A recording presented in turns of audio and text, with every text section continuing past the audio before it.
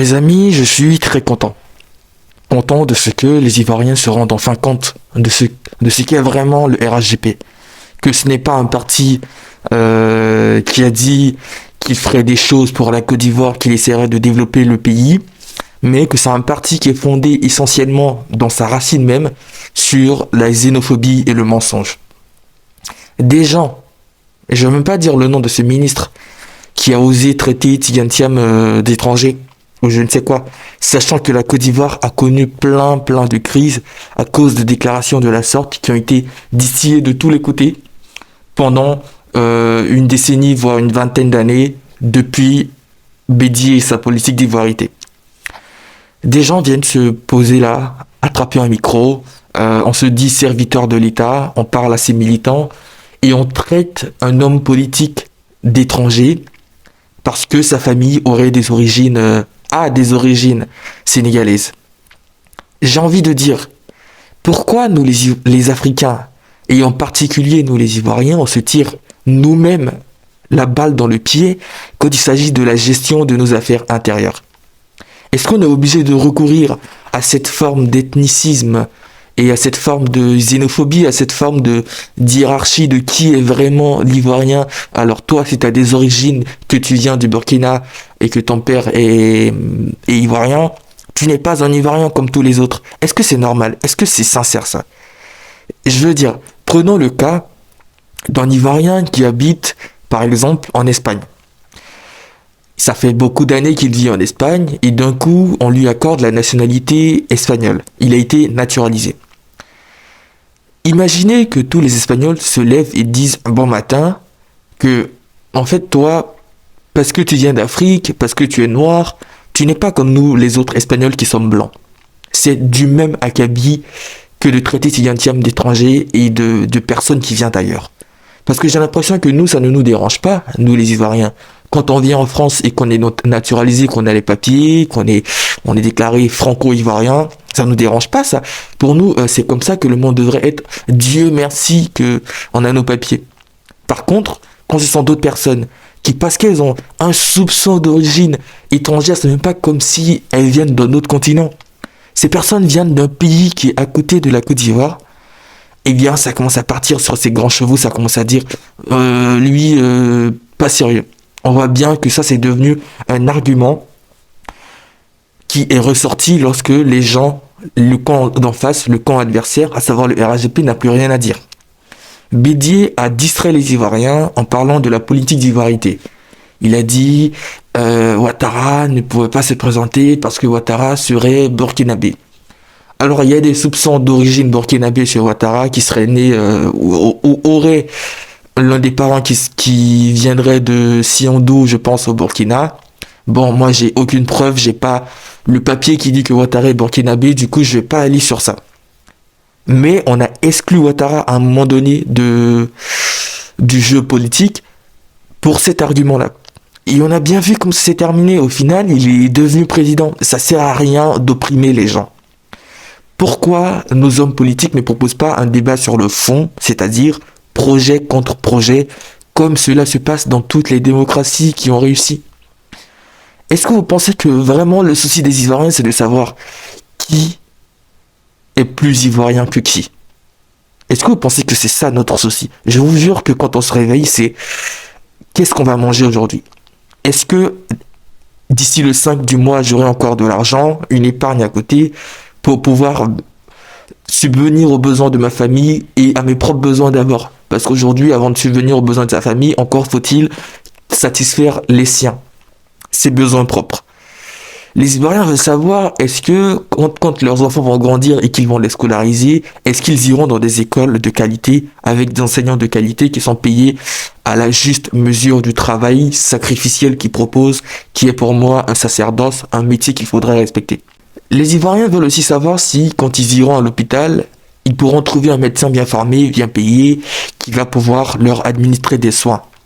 Les Ivoiriens veulent un véritable système social, enfin, de telle sorte que quand ils ont des problèmes, l'État puisse les assister. C'est de cela dont on a besoin d'un État fort. On a besoin d'hommes politiques qui ont une vision pour la Côte d'Ivoire, une vision peut-être dans un horizon très proche. Et pas de chamaille sur les origines. On est tous d'ailleurs. On est tous d'ailleurs. Si on exclut par exemple les Hébriers qui, on le sait, sont des peuples du sud, lagunaires, tout le monde a des origines. Alors pourquoi s'attarder sur les origines d'une personne? Cette façon de faire de la politique est nauséabonde. Et que cela vient du RHDP, parti qui a soi-disant pris les armes pour lutter contre la politique d'exclusion des gens du Nord et des musulmans en général. Argument fallacieux au passage, cela me déçoit énormément. Moi, de toutes les façons, je n'attends rien de ce parti.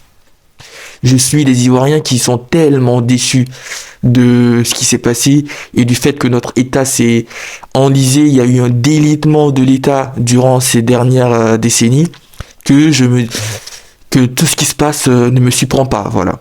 Il pourrait arriver la pire des catastrophes en Côte d'Ivoire.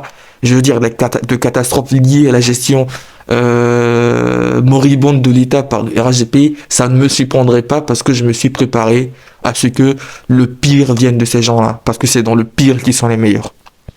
Mais qu'on s'apitoie sur des petites choses comme l'origine, sachant que Tidiane Thiam, son grand frère, il est gouverneur du district de Yamoussoukro, pourquoi vous ne lui dites pas qu'il a des origines qui ne viennent pas de Côte d'Ivoire? Enfin, faut arrêter à un moment donné.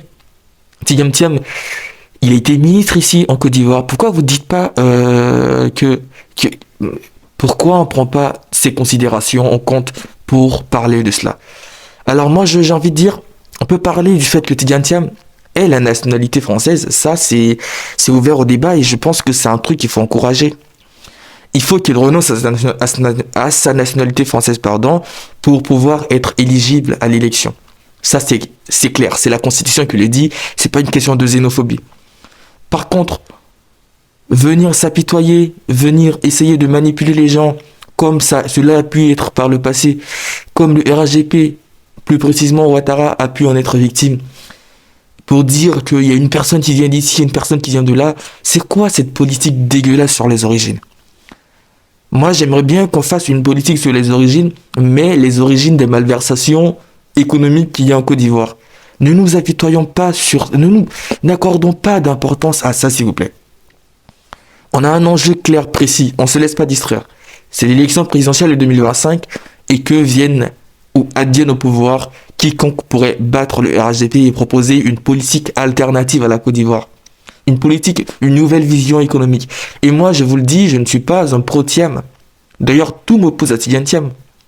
Je suis juste un citoyen qui adore le débat franc, le débat des idées. Je veux que Tidiane Thiam puisse s'exprimer comme n'importe quel Ivoirien.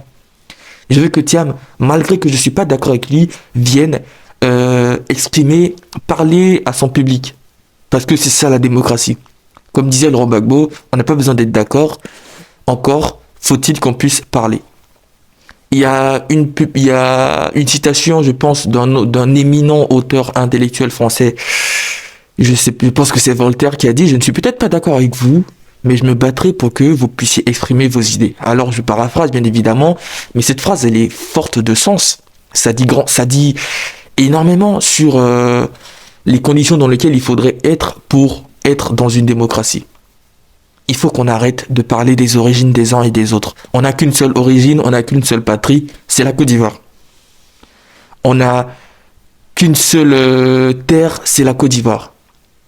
Il y a des gens qui peuvent être originaires du Sénégal, être originaires du Bangladesh, être originaires de la Syrie. Mais à partir du moment où, lorsqu'ils obtiennent la nationalité ivoirienne dans les bonnes conditions, c'est-à-dire ils se sont battus, ils ont respecté toutes les procédures, parce que bien évidemment, il y a une grande fraude à la nationalité ivoirienne, donc ça aussi, il faudra en parler. Mais à partir du moment où ces personnes ont respecté les conditions, on s'en fout d'où ils viennent.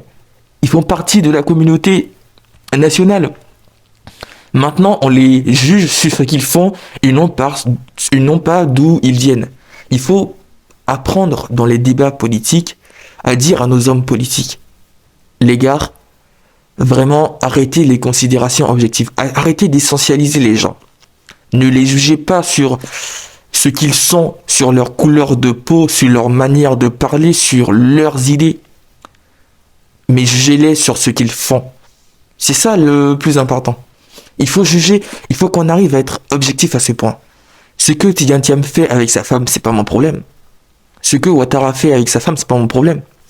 Par contre, les idées que Ouattara, Tidjane Thiam, Laurent Gbagbo ou je ne sais quoi émettent pour la Côte d'Ivoire, leur vision de la Côte d'Ivoire dans 20-30 ans, ça m'intéresse et ça, je vais critiquer.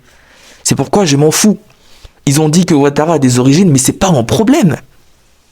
C'est pas mon problème qu'il ait des origines. Moi, c'est ce qu'il fait de manière objective, sa politique catastrophique au niveau de l'exclusion politique de ses adversaires politiques, du fait que notre économie est en train de s'enliser dans un cycle de dette sans fin. C'est ça ma préoccupation, mes amis. Moi, je m'en fous du reste. Si le reste, si Ouattara, il va à Sini chaque week-end, mais je veux dire, c'est bien pour les paparazzi, pour les people, de dire que le président fait ci, fait ça, mais je m'en fous. Franchement, je m'en fous. Bien évidemment, je m'en fous d'une manière mesurée, parce que à partir du moment où des deniers publics sont engagés pour faire ci ou ça dans la vie privée, ça concerne les Ivoiriens parce que c'est leur argent qui est dépensé. Donc il faut qu'on sorte, je vous en prie, je vais le dire pour la dernière fois, de ce cycle de violence verbale dans l'optique des élections présidentielles. Aujourd'hui, le RGP est acculé, c'est un fait. Ils sont tellement acculés qu'ils préfèrent recourir à des méthodes bien vieilles des dictatures communistes. Donc, l'opposition doit en profiter pour mettre un gros coup sévère, mais un coup moral sévère au RGP en organisant des giga-meetings et en proposant un projet alternatif viable. C'est ce à quoi plutôt devrait s'employer l'opposition pour l'année 2025, parce que pour moi, ça sera tout sauf RGP, parti xénophobe encore une fois.